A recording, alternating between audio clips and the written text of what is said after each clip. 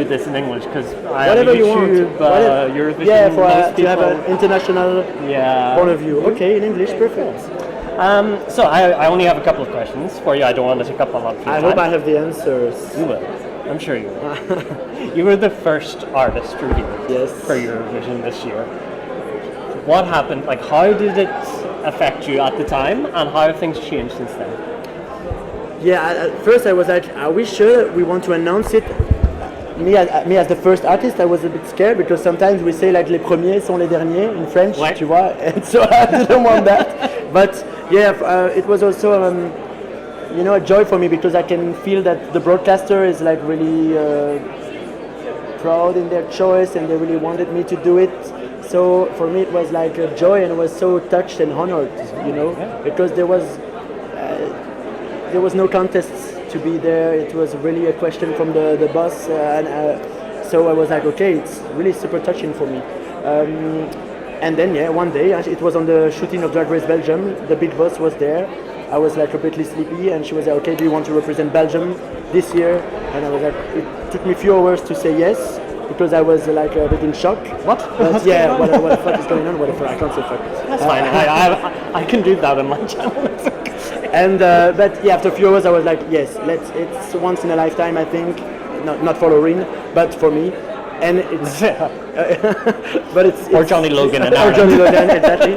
But so it's crazy, and I want to live this kind of emotions, completely extreme, absurd emotion. I'm doing this job for that, to get out of the comfort zone. And Eurovision is not in my comfort zone. Huh? I can imagine.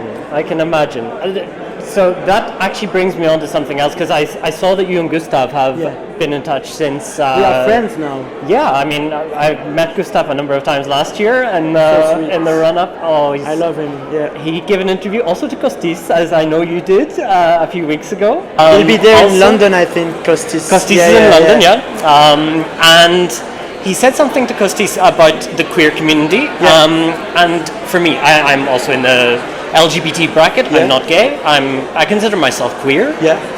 But being not gay, sometimes I felt myself being pushed out.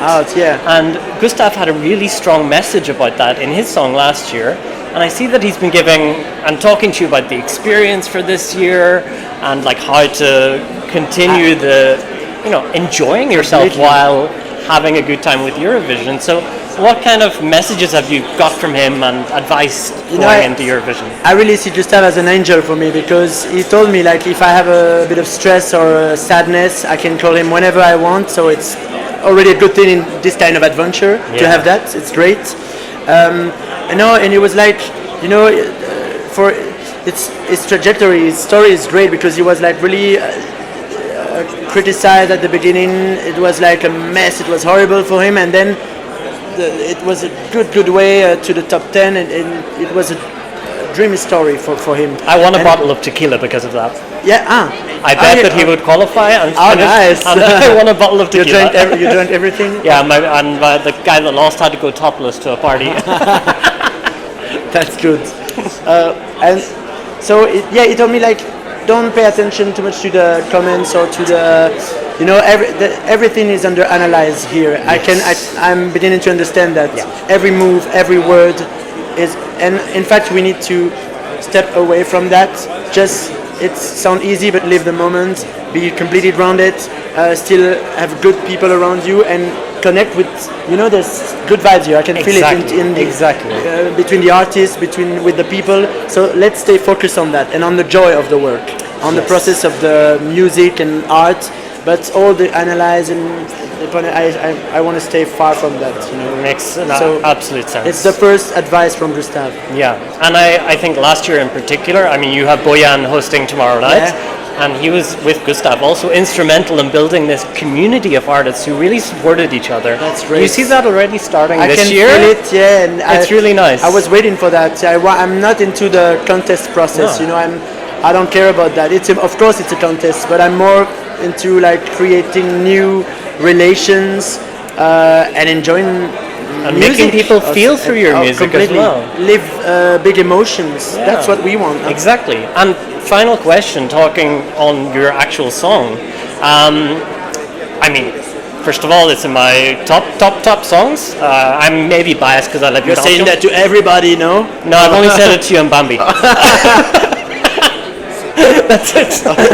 I said to Nemo as well. Okay. That's all. But the level is high and they are all great artists. No, exactly. My God. I know. Incredible. It's incredible. No, what I wanted to ask about your song in particular, I've asked the other two as well, but I haven't talked to Nemo yet. I asked Aiko this. The lyrics. Is there any specific line from the song or lyric from the song that means something special to you, and why? If I have to pick one like that, without thinking too much, are we sure the kids are all right? The question. For me, everything in this is in this line, and I have goosebumps when are we sure the kids are all right? Everything is in the question. There's a bit of nonchalance in it, a bit of irony, of course. But when I'm talking about the kids, it's about my generation also, or the generation below. And are we sure that the kids are right, or just playing it cool? It's just everything is in this. You know, we fake things sometimes. We pretend like everything is going well. Like, you know, we are in this world where we have to show that everything is cool and good and always on a good side. But it's way more complicated than that. You know, we have a lot of struggle. So for me, this question in the first verse is the really important in the song. It's the foundation of the rest. Yeah. And I like that it's a question. You know. Yes. It's not okay. This is this Yeah. It's a question. You know, because we need to interrogate that. And it's something we can relate to. As anyone listening to that can relate to that. We have a lot of struggle, but I didn't want to stay on this pretty dark question, and that's why the ending is way more turned to the sky, to the light, and it's like, okay, I know we are struggling, but we need at one point to go through that, to let it go, to live to the fullest, and use this energy and transcendence. Yes. Transcend yourself, you know. Is it a good English? Yeah. It's the end of the day. Yeah, transcendence. Makes sense. It's about resilience, about transcendence, and another word with ends at the end. You choose, but it's like. I don't know. I'm a native English speaker. I can't even think. but thank you know so what I mean. much. You know what I mean. Yeah, I do. I mean, beautiful song, and all of the best of luck with everything. Thank you. Thank you very much. And see you in Amsterdam probably. Yeah, we will see each other now. Let's go in this big adventure.